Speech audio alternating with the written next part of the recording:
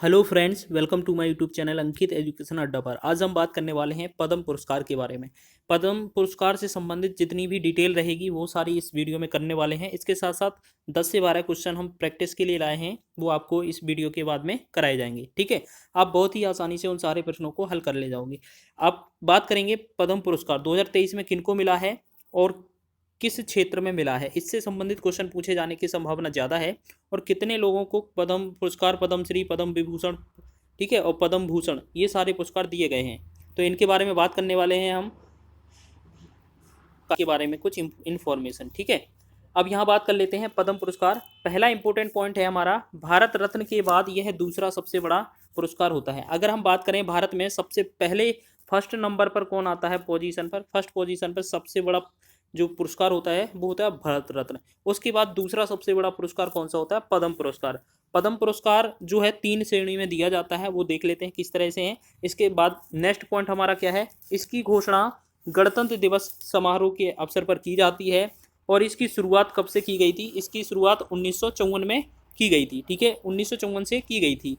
ठीक है, इसके बाद हम नेक्स्ट पॉइंट देख लेते हैं। चौथा इंपॉर्टेंट पॉइंट क्या बन रहा है, इसे 1977 में क्या बंद कर दिया था। ठीक है, इसे 1977 में भारत रत्न के साथ बंद कर दिया गया था, तथा फिर 1980 में फिर से शुरू किया गया था।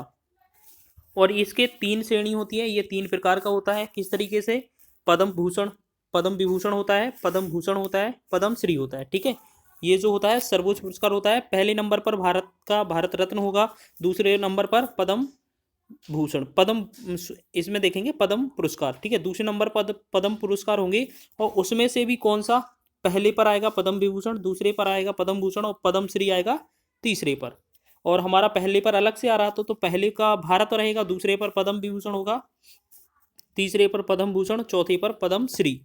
इसके बाद और फिर अन्य कई पुरस्कार होते हैं। ठीक है, अब बात करते हैं इसके 2023 के बारे में, क्या क्या किसको किस क्षेत्र में दिया गया है। पद्म पुरस्कार 2023 की बात करेंगे हम। ठीक है, पद्म पुरस्कार 2023, इस वर्ष 106 पद्म पुरस्कार विजेताओं के नामों की घोषणा की गई है। ठीक है, तो वर्तमान में 2023 में कितने पद्म पुरस्कारों की घोषणा की गई है, 106। वो किस तरीके से की गई है वो देख लेते हैं। इनमें से 6 पद्म विभूषण हैं, 9 पद्म भूषण हैं, और 91 पद्मश्री शामिल हैं। तो हमने देखा कितना, 106 टोटल पुरस्कार इस बार वितरित किए जाएंगे, और इसमें से 6 पद्म विभूषण हैं, 9 पद्म भूषण हैं, 91 पद्मश्री हैं।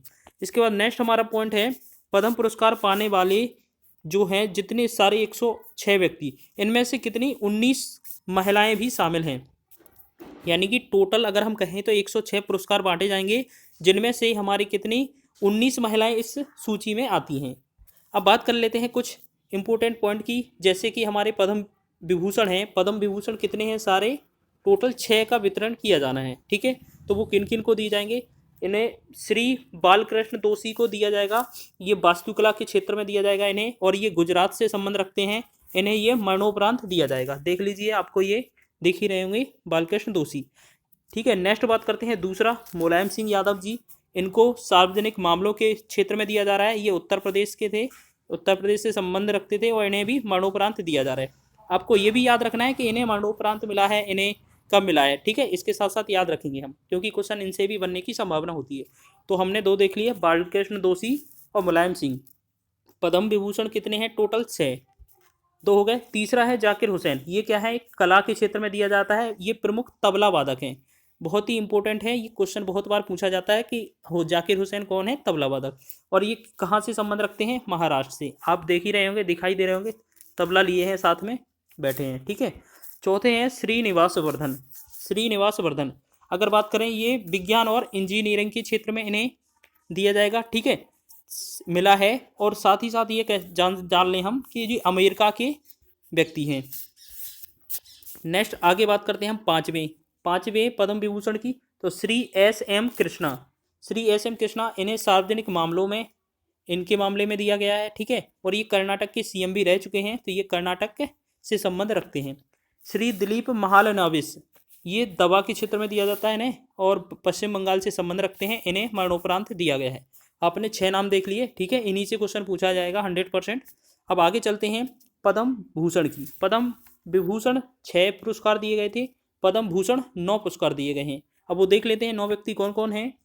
सुधा मूर्ति है पहली, इन्हें सामाजिक कार्य के क्षेत्र में दिया गया और ये कर्नाटक से संबंध रखती हैं। दूसरे कमलेश डी पटेल हैं, इन्हें आध्यात्मवाद के रूप के क्षेत्र में दिया गया और ये तेलंगाना से संबंध रखते हैं। श्री इसमें दिया है तीसरा कपिल कपूर, ये इन्हें साहित्य और शिक्षा के क्षेत्र में दिया गया है और ये दिल्ली से संबंध रखते हैं। 3 हमने ये नाम पढ़ लिए, ठीक है, सुधा मूर्ति, कमलेश डी पटेल, कपिल कपूर, ये पद्म भूषण से सम्मानित हैं। आगे बात करते हैं चौथे नंबर के स्वामी जिन्ना नाथ जियर, ये अध्यात्मवाद के क्षेत्र में मिला है और तेलंगाना से संबंध रखते हैं, इन्हें भी पद्म भूषण मिला है। 5वें व्यक्ति हैं सुमन कल्याणपुर, इन्हें कला के क्षेत्र में दिया गया है और ये महाराष्ट्र से संबंध रखते हैं।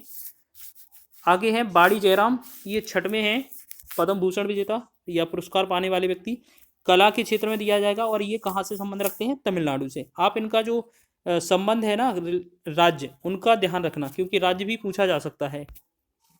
आगे 7वां पद्म भूषण पाने वाले व्यक्ति हैं दीपक धर, विज्ञान और इंजीनियरिंग के क्षेत्र में दिया जा रहा है और ये किस क्षेत्र से संबंध करते हैं, ये संबंध रखते हैं महाराष्ट्र से। अगला है 8वां क्वेश्चन कुमार मंगलम बिरला, ये व्यापार और उद्योग के क्षेत्र में इन्हें मिलेगा और ये महाराष्ट्र से संबंध रखते हैं। श्री एल.एस. भैरैया, ठीक है, श्री एल.एस. भैरैया, ये साहित्य और शिक्षा के क्षेत्र में इन्हें दिया जाएगा और कब ये बात करेंगे किस राज्य से संबंधित हैं, तो कर्नाटक से संबंधित हैं। ये जो थे सारे 9 के 9 ये किससे, पद्म भूषण से सम्मानित थे। पद्म विभूषण हमने देख लिया 6 थे, पद्म भूषण 9 थे। अब बात कर लेते हैं किसकी, पद्मश्री की। पद्मश्री अवार्ड कितने इस साल इस वर्ष 91 लोगों को दिया गया है, जिनमें से 2-3 हैं प्रमुख या 4-5, जो भी नाम अच्छे अच्छे हैं उनको देख लेते हैं। श्री नरेंद्र चंद्र देव वर्मा, ये त्रिपुरा से संबंध रखते हैं, इन्हें मरणोपरांत प्राप्त हुआ है पद्मश्री, ठीक है, मिलेगा। राकेश राधेश्याम झुंझुनवाला, ये महाराष्ट्र से संबंध रखते हैं और इन्हें मरणोपरांत मिलेगा। श्री R.S. खम्बाटा, ये गुजरात से संबंध रखते हैं, इन्हें मरणोपरांत मिलेगा, ठीक है। तो पद्मश्री ये हो गए। रवीना टंडन, ये आप जानते हैं एक अभिनेत्री हैं, इन्हें कला के क्षेत्र में दिया गया, ये महाराष्ट्र से संबंध रखती हैं। श्री कर्मा बांगचू, ये अरुणाचल प्रदेश से संबंध रखते हैं, इन्हें मरणोपरांत दिया गया। इनमें से 5 तो प्रमुख ये थे, ठीक है, 5 प्रमुख थे और टोटल कितने 91 लोगों को दिया गया है। अच्छा, आपसे पूछा जाए पहला, अगर भारत का सबसे सर्वोच्च पुरस्कार कौन सा है, तो कौन सा है, भारत रत्न, ठीक है। और उसके बाद दूसरे नंबर पर कौन आता है, पद्म पुरस्कार। अब पद्म पुरस्कार कितनी 3 श्रेणियों में दी जाते हैं, ठीक है। अब पहला पद्म विभूषण कितने लोगों को दिया गया, 6 को। दूसरा पद्म भूषण की बात करेंगे तो कितने को दिया गया, 9 को। और तीसरी पद्मश्री 91 व्यक्तियों को। तो अब देखो इन सबको टोटल करेंगे तो कितना होगा, 106। तो टोटल अगर बात करेंगे 2023 में कितने लोगों को दिया गया, 106। अब बात करते हैं 2022 के, जैसे 23 के तो है ही, साथ ही साथ याद रख लेंगे पद्म विभूषण अकेला कितना दिया गया था 2022 में। 2022 की बात करें पद्म पुरस्कार 2022, इसमें 108 व्यक्तियों को, अभी वर्तमान में कितना 2023 में 106 व्यक्तियों को दिया गया और पहले कितना दिया गया था 128। अभी 6 व्यक्तियों को पद्म विभूषण दिया गया, पहले कितने व्यक्तियों को पद्म विभूषण दिए गए थे, 4 को। अभी वर्तमान में कितना, 6। पद्म भूषण कितने व्यक्तियों को दिया गया था पिछली साल, 17 लोगों को। अभी कितना दिया है, 9 लोगों को। पद्मश्री 107 को दिया गया था, पर वर्तमान में कितने लोगों को दिया गया है, 91। पहले वाले टोटल करने पर 128 हो रहे थे, हमारे अभी वर्तमान में 2023 के टोटल करते हैं तो कितना, 106 हो रहे हैं। आप इनका सीक्वेंस नंबर भी याद रख लेना, कभी आपको पूछा जाए कि पद्म पुरस्कार कितने दिए गए, पद्म भूषण कितने दिए गए या पद्मश्री, ठीक है, इसका भी आंसर आपको देना पड़ेगा अगर पूछा जाए। अब इनकी बात कर लेते हैं। जो 2022 में पद्म विभूषण है वो 4 व्यक्तियों को दिया गया था, वो कौन कौन से 4 व्यक्ति थे, बहुत ही इंपॉर्टेंट है। पहला है प्रभा अत्रे, ये महाराष्ट्र से संबंध रखती थी। और दूसरा है राधेश्याम खेमका, ये बिहार से संबंध रखते थे।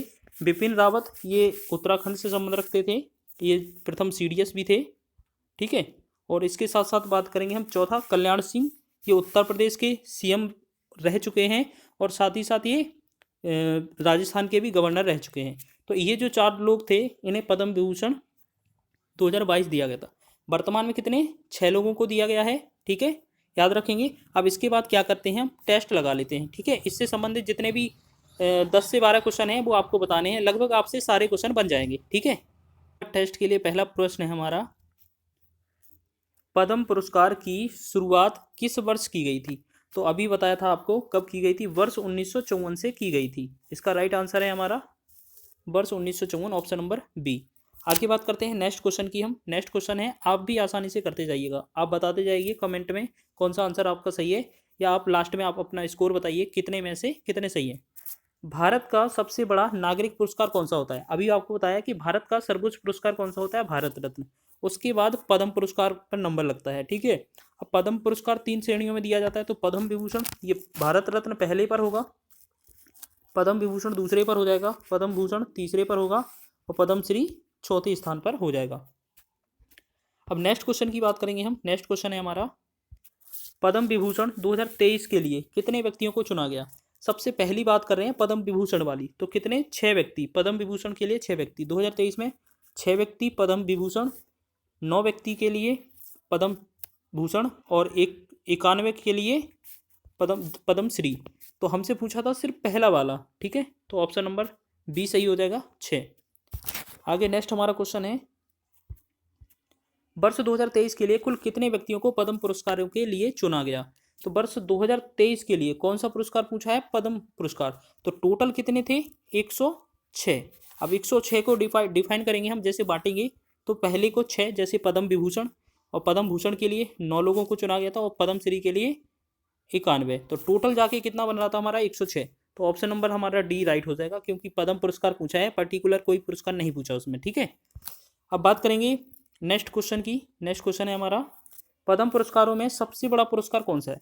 देखो, पहले भारत का सर्वोच्च पुरस्कार तो भारत रत्न होता है, ठीक है। अब इसमें भारत रत्न के बारे में तो पूछा नहीं है, पद्म पुरस्कार में 3 में पूछा है। तो पद्म पुरस्कार में पहले पद्म विभूषण आता है, फिर पद्म भूषण आता है, फिर पद्म श्री आता है। तो पद्म विभूषण इसका राइट आंसर हो जाएगा। और वर्तमान में कितने लोगों को दिया गया? 6 को।